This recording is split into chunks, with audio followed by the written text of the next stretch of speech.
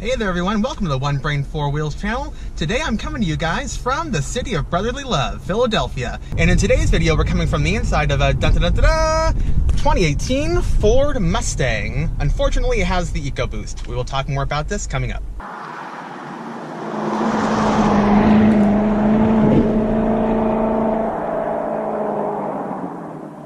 So like I started out, for the last about week or so, I've had the pleasure of being in Philadelphia, here in Pennsylvania, on business. And while I was out here, I decided, instead of a boring rental car, let's go ahead and get something fun. And for the same price as, just a typical car, I was actually able to, through the rental agency, get this Ford Mustang. And I figured, since I've been able to enjoy it at least a little bit for the last week, why not go ahead and give a little review from the mindset of a Corvette owner. And for you guys that are new to the channel, maybe watching this review, I do want to be really honest and fair. And obviously, people might think, oh, he's comparing this Mustang to a Corvette. And I'm not going to do that because that's not fair. This is a pony car. And so I'm going to compare it to a Camaro, which I have driven. The last time I drove a Camaro was about 2 years ago, when my Corvette was being worked on. And it was also a 4-cylinder, kind of like a more base model. So I think, I have the experience a little bit to do a very fair comparison. So let's go ahead and get started. Right off the bat, I just have to say that throughout the car, interior, exterior, the styling is on point. Ford did a very nice job with this vehicle. Everyone, you read the reviews and stuff, and people always, whenever there's a change up and stuff, people say, I don't like the way that looks, blah, blah, blah, blah, blah. And some people praise it. It's really, it depends. It's like the weather. One day it could be great. The next day it could be, horrible. So, in my eyes, obviously it's not a Corvette, but I think it's very attractive looking. And as a GM fanboy, I gotta say that I think Ford, has for quite a long time now consistently beat out Chevy's styling department when it comes to the Camaro versus the Mustang. I think this looks a lot more masculine, and I think the proportions are a lot better. The way it kind of flares out around the wheels, and just I think how they keep like the belt line of the vehicle a little bit more elevated on this. And then it doesn't look like the Camaro looks very like lean and long, where this looks kind of bulkier, kind of like a gym rat that kind of only works on the arms and the upper body. But it looks good on this car. Yeah, let's go ahead and make our way outside of the vehicle and talk about why I love the way the car looks.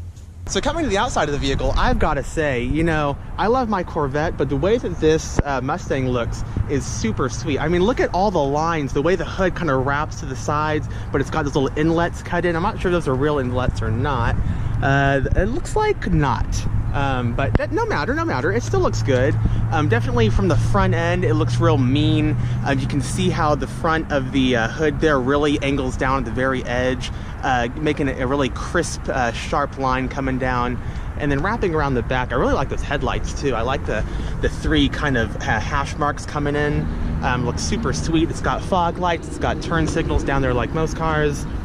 And that's all LED in the front on this model anyways. And then coming around the back, the rims look pretty nice. They're black and they have some kind of like metallic finish kind of on the outer edges, and making that little star pattern there. And then wrapping around, like most cars, it unlocks for you automatically when you open the door and you put your hand in there. You press this button right here and it'll lock it. Something like that. Anyhow, that works. Oh, there you go, it's locked. So yeah, wrapping around the back. Once again, I really love the back lights on these cars. Super nice. It has the sequential blinkers. And yeah, like I said earlier, this is a soft top convertible, but honestly, it looks super sweet. And here we go, we have the dual exhaust in the back. I think the ones with the bigger engines have 2 outlets on each side for the exhaust ports. And then kind of coming around on the side again, it's got this little tiny antenna. I don't really know why they have that. It looks like there's an antenna right here. So Ford, not really sure why you have that going on. And then yeah, kind of rounding out the outside, it looks just really nice. They did a very good job styling this vehicle. And I definitely, the styling would not keep me from buying this car for sure. Yeah, what do you guys think about the convertible? I think, honestly, this car pulls it off very nicely. Definitely, that would not keep me from buying this car, if it was a good deal, and it was convertible. I think it's actually a plus for this one. But yeah, let me know what you guys think. I definitely really think it looks cool. But yeah, let's go ahead. Since I'm already outside, it's got the little gas cap thing. I think you can see how you press them on these cars, just like the Corvette. And then in the trunk, and kind of open it up. There's a button down here, we press, and then it lifts up from here. That's got a pretty nice looking trunk. You know, you're losing, I'm guessing, some space because that's where the convertible top needs to go. But you know, you could definitely put one really large suitcase in like a duffel bag, or quite a few duffel bags in here. And you know, since we're here, let's go ahead and see how I do fit in the back seat. You know, let's do it Doug DeMuro style. So I think I'm gonna go ahead and lift on this thing, and then, do you have to move this all manually? Oh wait, let me try this again. I think there's a lever right here. So let's put this, nope. God damn it. Take two. Let's go ahead and pull that lever on the back of the seat, and I'm thinking, does that move it? No. Oh, is that just for the people in the back to move it? That's so stupid. That's dumb. So there's no easy way to move that back. Huh. Well, you can see, even though I didn't have the seat all the way back, it really didn't have any leg room. So 6'3", 5 foot, not a baby, you're probably not gonna fit back there, because I just realized there's no room. You know, if you have toddlers or something, or like a baby seat, something like that, a booster, this is gonna be fine. And to be honest, you know, most people, you know what this is gonna be? This is where you put your groceries. So, you know, yeah, that's what these are for. Those are grocery seats. All right, let's go ahead, let's do it for Doug. So I decided we're doing this. So I'm gonna go ahead and I guess that's it. So let's see if I can kind of crawl in here. Oh my God. Oh shit, my foot's stuck, my foot. Oh my God, how the hell do you do that? There's my feet going in. All right. Okay, so you can't actually pull the seat back with this latch. It only makes it go forward. So I'm gonna come down here and pull this latch and move the seat forward or back. And you know, they're either gonna need to cut their legs so we can move this seat forward, or you know, they're just gonna have to sit like totally erect up, because this doesn't work for me. Let's see, I'm gonna go ahead and move the seat forward a little bit. There we go. All right, I went ahead and moved the seat forward a little bit, and then, you know, they're sitting, you know, not as reclined as probably a normal person, but it's a little bit more average. And I'm definitely squished back here. You know, there's absolutely no headroom back here. I am actively pushing into the roof. And even shoulder room actually is pretty confined. I think I'm crossing over. I do have broad shoulders, but still, it's even smaller than I remember my friend's Mustang being. Yeah, my head's definitely rubbing into the roof here, so needless to say, this doesn't really work. So let me go ahead and get out of here and see what it feels like sitting in front of me, being uncomfortable even as I was. And getting in, let's see. Oh, actually, you know, that's actually, you know, you'd be cramped, but honestly, you can fit in here okay. Let me just go ahead and close the door. You know, yeah, I still have the leg room back there that I had a minute ago. It's not that horrible. You know what I like about this car, and you know, the Camaro as well, is that even though those back seats, you're not gonna wanna use those, it's nice to have the option, because if you need to take someone, a third or fourth person with you, you know, they can be cramped, everyone can be cramped for at least, you know, a couple minutes or something. You need to get someone home. Where in a Corvette, you don't even get the option to be uncomfortable, to squeeze in a couple people. It's two people and that's it, unless you're throwing someone in the hatch. So, you know what? I'm gonna give this one bonus points. I know we're not comparing to the Corvette, but compared to a Corvette anyways, because I definitely like having the option to have people back there, even if it's not ever really gonna happen. Having choice, that matters. And you know, I just realized, since we are in an open parking lot, this would be a great opportunity to go ahead and see how the exhaust sounds. So let's go ahead and try that out.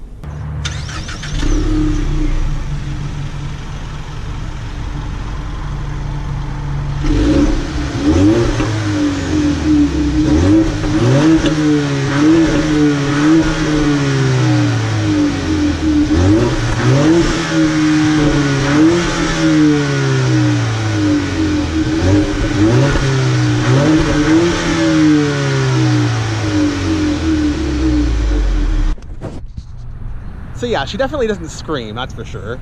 I think my Suburban sounds a hell of a lot better than that. But it's a V8 and this is a 4-cylinder, so you can't really blame it. And since we're here, let's go ahead and put the top down and take a look at what it looks like with it down. So to put the top down in a 2018 Mustang, I'm just gonna go ahead and start the car to get power. And it's gonna do a little ding dong, ding dong. So next, when you guys have power to the car, come up here to this latch, go ahead and pull down on the latch and twist clockwise, and you've released this top, but you have to do nothing. Just go ahead and do it backwards again, one more time. So you pull down the latch, twist clockwise. Next on this button up here, can you guys see right there? Right there. Go ahead and press the back button once, and it will go ahead and roll down all the windows for you. Now press and hold this, and just like that, the top goes down. Super easy. Now to operate the power top, you cannot be moving. You can be in drive, but you cannot be moving. It will stop you midway, which is kind of stupid because earlier I was stopped at a red light and I was starting to put the top down and we started to go. So I just kind of started cruising forward and it stopped moving the top, but it was partially up still. So I think that's actually, it would be worse because that would definitely catch the wind and break something, I'm sure. I thought that was kind of dumb. It should just let it finish going down if it's on the process of going down. But anyways, yeah, to operate the top, you need to be not moving, but you can be in drive. So yeah, now taking a look at the car's top down, that looks even just as good or better. It definitely, that's something, you know, I had thought about getting convertible when I got the Corvette, and then when I saw it had the Targa, I was like, well, that's perfect with both worlds because you get that experience with having the open air with the hard top look. But you really can't beat just how wide open all this is. I mean, especially in California, maybe not so much here in Philadelphia, but in California, that would just be so awesome to be able to enjoy that. But just with the top down, doesn't that look fun? I mean, it looks like you should be cruising along a beach or something. Definitely super cool. But anyhow, since I have the top down, it's actually really easy to come in here and see. The interior just looks so nice. So let's go ahead and talk more about the interior now. And to really just talk about all the positives because it's really appointed nicely. Okay, I wanted to come back inside because the only quiet place or, you know, unpopulated area I could find to really spread out and get some good shots of the car is near a freeway, so there's a lot of noise around. But getting back inside, I have to say the inside, it feels really nice. You know, it's definitely, you know, it's not a Mercedes or, you know, like a Porsche or something. You're not going to get that quality at this price point because you can get, a Mustang starts out with the 4-cylinder, I think like 26,000 right now, you know, and everything else, you know, with, you know, something really nice, like what's the cheapest Porsche, you know, like 40 something, I don't know, but the point is it's a lot more money. So at this price point, things are looking pretty good. Definitely, let's go ahead and take a look around. First of all, the steering wheel looks really nice. At first glance, it might look like there's too many buttons on here, or it might look a little confusing, a little overwhelming, but really everything's actually laid out nicely. You know, you've got your radio controls here. This controls your little screen that's in there in the center. And then you've got, you know, kind of your using your hands-free cell phone stuff, and then cruise control. And then, you know, everything else is pretty simple. You know, this car does employ the use of some plastic, like up here on top, you know, that shiny plastic, that's not a great look. However, you know, up here, this is padded leather on top of here. It's got a nice little aluminum Mustang badge there. This right here, yeah, that's plastic as well, but it looks like kind of like aluminum, and it's textured a little bit. And you can see the way it kind of like glints in the light. It doesn't look bad. On the door over here, you know, everything is soft touch. That actually looks like hard plastic, but that actually is soft touch. So, you know, Ford definitely tried. Same thing on the driver's side. You know, the seats look pretty nice. You know, nice padded headrest, you know, something that you kind of expect, you know, in today's modern car. In the back, they go ahead and omit the headrest because this is a convertible and they'd get in the way. But everything looks really soft and padded, and they even have really good bolstering on the sides of these back seats, which is pretty cool. Obviously, you know, I rode in the back of a Mustang way back in the day. My friend had one in high school. That was a 2004, and things haven't really changed back here. I think I would have a hard time sitting in here, in the back anyways, but driving up front is actually really nice. So as you guys may or may not know, I'm 6'3", 6'4", and I actually had to move my seat forward a little bit because I was too far away from the steering wheel for my arms. And you can see, even move forward a little bit, I've got plenty of leg room, and I can reach the pedals nicely down there. So yeah, definitely seating position in this car is very nice, and it has little controllers and things on the side, so you can raise and lower, move front and back. That's all motorized, and then the recline is an old school little lever thing that kind of you can move yourself manually. Looking at the infotainment screen and all the center stack here, looks really nice. If you've used the Sync, I think this is Sync 3 or one of the Sync versions. I don't really use Fords that often, so I don't know that particularly. But it's a sync system, which I find really easy to use, at least in the last week I've been driving this vehicle. You can control your phone, and they've got, if you've got navigation, you can control your radio. Very typical, very easy to use. Moving down along, your controls for your heated and cooled seats, which I really do like Ford's cooled seats, because they actually use AC air in your seat as opposed to just moving ambient air around. So that's a plus for all Fords and Lincolns. Really like that. Typical AC controls. It's got auto, blah, blah, blah, blah, blah. Down here is where you get a little interesting. First of all, I love the engine start stop button with a little red ring around it. It looks very cool. You've got a USB port down here, which I have my phone and stuff connected in right now. The way these little rocker switches down here look, that's very cool. They just kind of go up and down to select things, like that. See? But they feel very solid. They feel aluminum. They feel metal. It feels good. Definitely good quality materials were used on the switches. All of these even, it doesn't feel cheap. Everything, it feels like it's got a nice clicky motion. I know it might sound stupid to some people, but stuff like that, you're touching it all the time, that matters. Even if you don't think it will, it's gonna add to your perception of the vehicle. And if it feels solid, even small things like this, then overall your impression will be that you've bought or you're driving a solid vehicle. And so, yeah, I really like all these. So yeah, your hazard switch down here, turning your traction control off. These are your different steering feels for the vehicle, and then your driving modes. But yeah, so I think that's pretty much all for the interior. Definitely, I am impressed with it. Definitely everything looks very, very good quality. Not the best, but at this price point, and even at my Corvette's price point, it would be pretty acceptable, I think, at the Corvette's price point. Definitely compared to the Camaro, I think that this interior looks much better, a lot more soft touch than the Camaro, and just, I think, a better design myself. But yeah, that's my thoughts on the interior. So now one thing you'll notice is, I said there's driving modes. There's also a sport mode down here. So I'm in park, reverse, neutral, drive, sport. What is that about? So yeah, I haven't been driving this car too much, but when I have been driving it, I've been trying out all the different modes, and I can tell you guys that unlike my Corvette, you can definitely tell the difference when you're in the different modes. For sure. So when I'm in S, for example, so not even playing around with the mode switch, but just in S, it will hold your shifts, hold your gear a lot longer. You'll actually get it up to like 5,000 RPM before it'll shift. So, that's definitely going to help you get speed a lot quicker, as opposed to just driving and drive with, normal mode or something. And actually, that really helps this 4-cylinder give you some oomph to get on the freeway and stuff like that. Not that it has a hard time getting on the freeway, but to make it feel just a little better, I definitely like driving in the S mode. But yeah, kind of going back to, does this go back to normal real quick, so I see all the little things. So yeah, definitely... driving in sport mode versus sport plus versus track versus drag strip. I haven't actually played around with drag strip too much, but definitely going up in these, you can feel there's definitely big changes in how it shifts. There's changing in the transmission, and all for the better as you go up the list. Because one of my big complaints driving this vehicle has been, at least when I first got it, is especially when you're accelerating, I found the shifts to be pretty harsh. And then also, even in downshifting, especially between 4th gear and 3rd gear, very jerky.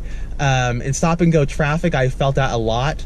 And that wasn't good to me, because this is actually supposed to be a really good transmission. It's a 10-speed, which I think it might have been. Was that the 10-speed? I'll have to do my own research. I think this was the 10-speed that GM and Ford developed together. It might be the same 10-speed that's in the Raptor. If that is, then I'm really surprised, or maybe this one's just not a good one in this particular vehicle, because I found the shifting really most of the time to be really bad. Definitely the downshift from the 4th to 3rd gear has been consistently bad. Upshifting, I could definitely feel, I think in normal mode, the transmission working with that 4-cylinder turbo, you could really feel with all that stuff going on, it was extremely jerky. And I'm not used to driving a turbo vehicle, but I could feel it was more the transmission giving me the unpleasurable experience driving. And as I switched through, I believe my favorite mode was Sport Plus. That one, when accelerating, had to me the best shifting where it wasn't so lurchy. I think in the other mode, you might think, oh, Sportier might be more lurchy because it's going to hold it and then quickly cut back down. But really, I think in Comfort, because it's always trying, or Normal, because it's always trying to find the most optimum for fuel efficiency to keep those RPMs down, I think it's changing more frequently, and, you know, always keeping it down low in the RPM range, I think might be having that effect of, you know, it's not skipping gears to keep the transition a little bit more fluid, because always just trying to stair step it down to keep it low, which I know that may not make sense the way I'm explaining it, but I feel like that is not helping the case for that transmission. I think the sport mode, keeping the RPMs at a higher level and kind of keeping the shifting from always continually trying to find that lower RPM range, is making it feel like a more pleasurable experience because it's not always jumping around. I think I worded that better. But yeah, so definitely Sport Plus mode, I think, is my favorite mode in this vehicle. You know, while we're here, let's just go ahead and see how the line locker even works. So press line lock, press and hold to initialize. Okay. Press to engage, or press engage, okay, whatever. Oh, okay, now we are engaged so engage up to 15 seconds.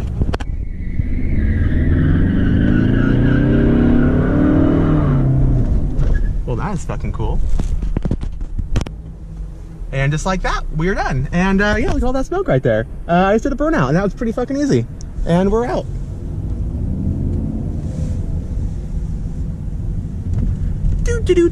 Nothing to see here. Yeah, that definitely was nothing. Definitely not us. Definitely did not burn. Just a little rubber right there. It's fine. Anyhow, yeah, we're gonna go ahead and leave now. So line lock does work on rental cars. If you didn't know that, now we know. And you know, that was pretty fucking fun. I mean, sorry kids, that was pretty cool. That was wicked cool, guys. Yeah, definitely a very neat feature that you don't get that on a Camaro or even a Corvette or anything like that. So we're gonna go ahead and get out of here quickly. There's a couple cars in the parking lot. I'm pretty sure they just been abandoned there because they haven't moved. But let's get out of here anyways. But yeah, so anyhow, yeah, that's a pretty cool feature. I like that. And you can add that on to a vehicle. It doesn't have to be, you know, from the factory. So going for a little cruise in the back roads of Pennsylvania around Valley Forge, you know, it's really nice with having the top down. I don't usually have a car like this where you can take the top down like that. Definitely a way more open air feeling. I have the windows up because it's a little chilly outside right now, but definitely just having all of the light coming in and everything is just really completely different feeling. So definitely that's a plus with this car compared to my Corvette in particular, is I'm really liking the convertible. You know, I tend not to like the looks of convertibles, especially with the top up. I'd have to say though that looking at the outside of this one, it actually looks pretty stylish. It might just be because it's the white with the black top. I think that looks really classy. Very nice. Definitely the Corvettes with the convertible top I don't think look quite as nice, especially because the way they've done it. The convertible Corvettes have a really flat trunk, and in the front of the car it has its curves and stuff, but it's overall a very flat, plainer look. Where this one, it's flat at the very ends, but for some reason the rest of the car has enough curves that really balances out the curve and the very sudden curve, I should say, of the convertible top. So it makes it look good. But yeah, definitely having a convertible is a plus. Even in these cold, well, it's only 46 degrees right now, but I've been driving off and on all week with the convertible up and down. I had that backwards, up or down. But yeah, and even in the cold, you know, you have the heated seats here, and just go ahead and turn up the heat, and you're pretty okay, I think. But definitely, I would consider buying a convertible next time for sure. This has been a fun experience, and now I can see, you know, as long as it looks okay when the top's up, if you live somewhere where you're gonna have the top down a lot, which if I've been driving with the top down a lot, even in the cold weather, then it's really, I think I'd probably use it. So yeah, kind of get on a highway here. You know, I'm in Sport Plus mode, and you get that turbo lag, which is, you know, very common, and that's fine. But, you know, definitely, it's not horrible. And the shifting, like, on that was totally fine because I'm in Sport, or Sport Plus, I should say. So, you know, it's been driving really nicely. Yeah, when you first start to accelerate, yeah, it takes it, like, we're up to 40 miles an hour, and that's when you really feel it kicking in. And, you know, you can hear the engine now, it sounds good.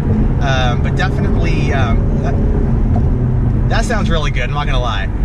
But yeah, definitely it took a while for it to kick in. That might just be, you know, it might just be me not being used to turbo, to be honest with you guys. You know, I understand, you know, how it functions, and why there's a delay. So maybe I'm just not used to that, and that's why it feels a little weak to me. But definitely, like, from a standstill, you feel it kick you back. Definitely, yeah, that's an enjoyable sensation. So yeah, to sum it up, even a Corvette owner can admit when a Mustang has done it right. Not this particular Mustang, I don't think. I still think that 4-cylinder with the turbo, even though I said in sport mode it felt a lot better, it's still not great. And I think, you know, for the money, I know that when I drove the Camaro with the 4-cylinder, I think it only had, let me look. Yeah, the Camaro 4-cylinder 2-liter, that had 275 horsepower, so it was down a little more than 25 horsepower on this car, but that one has the 8-speed transmission from GM. And yeah, even thinking about it more right now, I really think it might be the transmission that's killing this car. You know, obviously, you know, a 4-cylinder versus an 8-cylinder, you know, if I'm comparing to my Corvette, obviously it's definitely not a fair fight, right? But comparing two apples to apples, there's quite a big difference, to be honest with you. And it's kind of unfortunate because the styling of this car, I think, is way better than any Camaro in the last decade, which is the latest, or, you know, ever since they brought it back from the dead. I think really, you know, the Mustangs have, in the Pony Car Challenge, definitely have been the winners for quite a while now. But it's unfortunate because, you know, I think a lot of people have been liking this 4-cylinder in the Mustang. Obviously, you know, people that want the V8 are going to, you know, down it. But in general, I think the more fair-minded auto journalists have said that it's, you know, a pretty good package. And I know I like to think that I'm pretty fair, and I have to say I don't like it. I think, you know, this setup right now, you know, maybe if this is a manual or something, I might have a completely different experience. And it's not, you know, it's not horrible. I wouldn't say like Ford screwed this car up, but it's definitely, you know, I would have to think long and hard before buying this vehicle. And, you know, I think for myself, I'd probably just get a 6-cylinder, because frankly, the 4-cylinder with the turbo and this auto, something's not meshing right. And definitely the hard shifts, really not getting the power output that I would hope for. Even on the freeway at speed, when you hit it, I know that you're gonna get a delay with a turbo, and that's fine. And, you know, you can feel it kick in. Also, there's a fucking deer right there. You guys see the little deer? Aw, Pennsylvania's so nice. I love Pennsylvania. Sorry, anyhow, back to topic. But yeah, this setup is just, it's a no-go for me. But kind of skipping that for right now. So the 4-cylinder, no.